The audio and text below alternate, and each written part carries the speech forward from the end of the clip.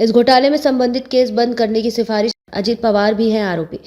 Mumbai police की आर्थिक अपराध शाखा ने शुक्रवार को महाराष्ट्र स्टेट कोऑपरेटिव बैंक में कथित 25,000 करोड़ रुपए के घोटाले से संबंधित एक मामले को बंद करने की सिफारिश की है। इस मामले में महाराष्ट्र के डिप्टी सीएम अजित पवार भी आरोपी है। न्यूज एजेंसी पीटीआई के मुताबिक विशेष लोक अभियोजक राजा ठाकरे ने सांसदों और विधायकों के खिलाफ मामलों के स्पेशल जज RN रोकाडे के सामने एक समरी रिपोर्ट दायर की है। कोर्ट इस मामले पर 15 मार्च को सुनवाई करेगी। अदालत अब तय करेगी कि रिपोर्ट को स्वीकार किया जाए, एजेंसी को जांच जारी रखने और आरोप पत्र दायर करने के निर्देश दिए जाए।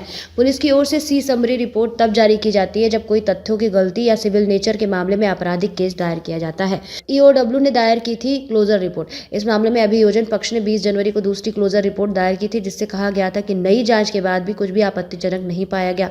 EOW ने सितंबर 2020 में अपनी पहली क्लोजर रिपोर्ट दायर की थी और कोर्ट ने इसे स्वीकार कर लिया था, लेकिन अक्टूबर 2022 में EOW ने विशेष अदालत को सूचित किया कि वह शिकायतकर्ताओं जिन्होंने बंद करने के विरोध में याचिका दायर की थी और प्रवर्तन निदेशालय यानी कि ED की ओर से उठाए गए बिंदुओं के आधार पर आगे की जांच कर रही थी। अजित पवार भी है आरोपी।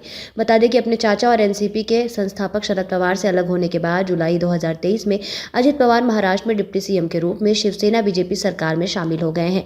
EOW ने भारतीय दंड संहिता की धारा 406 और 420 के तहत मामले में FIR दर्ज की। FIR में अजित पवार का भी नाम है, जो उस समय शरद पवार के नेतृत्व वाली एनसीपी के नेता थे। इसके अलावा 70 से अधिक वैसे लोग आरोपी हैं जो उस समय MSC बैंक के निदेशक थे। क्या है पूरा मामला? ये मामला हजारों करोड़ के लोन से संबंधित है। राज्य में चीनी सहकारी समितियों, कटाई मिलों और अन्य संस्थानों ने जिला और सरकारी बैंकों से रुपए लिए थे।